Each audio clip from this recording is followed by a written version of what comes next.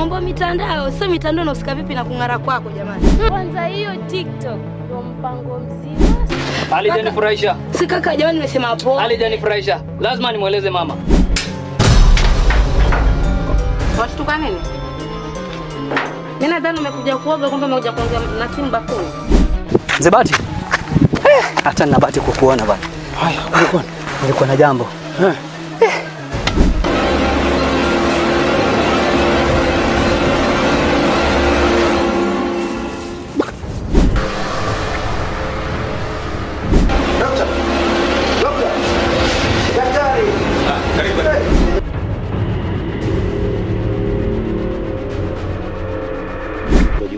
Ni mtu alichukua picha ya kwake akaifanya editing, ni kuwa unapachika picha nyingine ambayo sio sahihi, sio mtu mwenyewe halisi.